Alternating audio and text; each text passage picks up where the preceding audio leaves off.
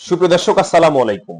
রাজনীতি এবং রাজনীতির বাইরের খবর নিয়ে আপনাদের সামনে হাজির হয়েছি। আশা করছি সবাই ভালো আছেন, ভালো থাকবেন এই আশাই করি। সুপ্রদর্শক, গতকালকের একটি নিউজ করেছিলাম যে নাহিদ ইসলাম সাবেক উপদেষ্টা এবং এনসিপির আহ্বায়ক, তিনি উপদেষ্টাদেরকে নিয়ে যে বক্তৃতা দিয়েছিলেন সেই বক্তৃতা নিয়েই রাজনৈতিক অঞ্চলে চলছে নানা আলোচনা সমালোচনা। অনেক উপদেষ্টাদের নাম তিনি না বললেও তিনি ইঙ্গিত করেছেন অনেক উপদেষ্টারাই রাজনৈতিক দলের সাথে লিয়াজো করছেন এবং সেফ এক্সিট তারা চাচ্ছেন এবং খুঁজছেন। সেফ এক্সিট কিভাবে নেবেন এবং তাদের জন্য যে দায়িত্ব ছিল সে দায়িত্ব তারা পালন করছেন না বলে এমনটি অভিযোগ করছেন।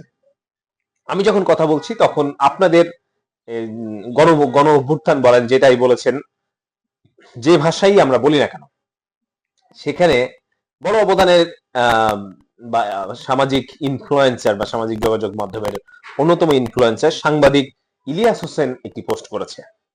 এদিকে দেখলাম বিএনপি রুমিন ফারহানা কালকে টক শোতে বললেন যে যারা উপদেষ্টা রয়েছে তাদের নাকি ম্যাক্সিমামই দ্বৈত নাগরিকতা রয়েছে, তারা বিভিন্ন দেশে যাবেন এবং পৃথিবীর সব থেকে ভালো ভালো রাষ্ট্রে যাবেন বলে তারা এমনটি বলছেন। চলুন আমরা ইলিয়াস হুসাইনের পোস্টটি যদি আমরা একটু দেখার চেষ্টা করি, কি বলছেন সাংবাদিক ইলিয়াস হুসাইন। আমরা দেখলাম যে আপনার তিনি একটি পোস্ট করেছেন। কেন পোস্ট করেছেন, কি জন্য পোস্ট করেছেন সেই বিষয়টি আমরা তো নিজেরাই বুঝতে পেরেছি এবং পোস্টটি আপনাদের সামনে আমি একটু তুলে ধরতে চাই।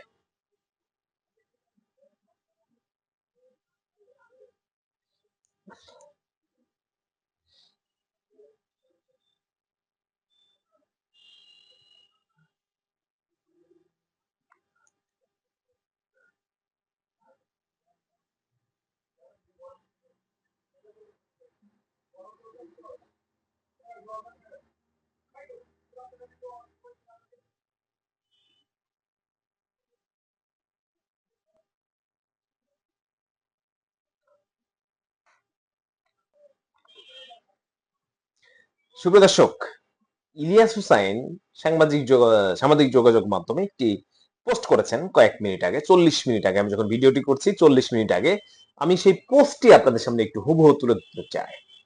তিনি লিখেছেন, আমি তো 5 তারিখের 6 দিনের মাথায় বলেছিলাম, মানে 5 তারিখের পরে তিনি কি বলেছিলেন সেই বিষয়ে আসলে কথা বলছেন।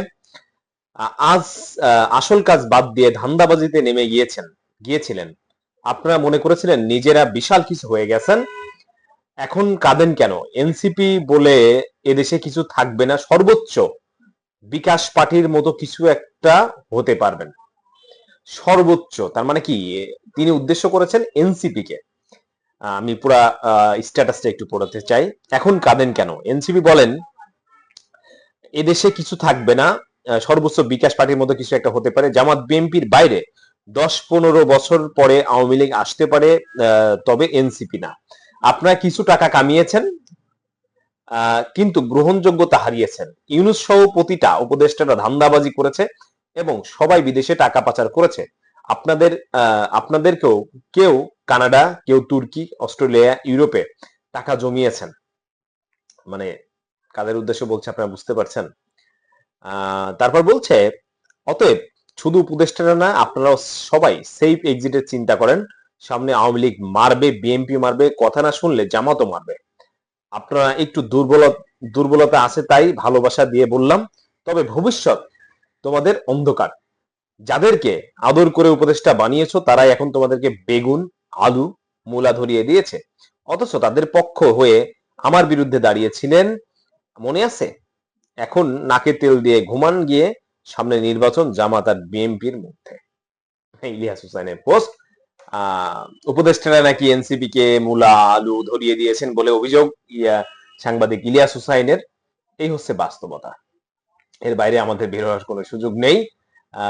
বাংলাদেশের রাজনীতি এমনই। ধন্যবাদ সবাইকে।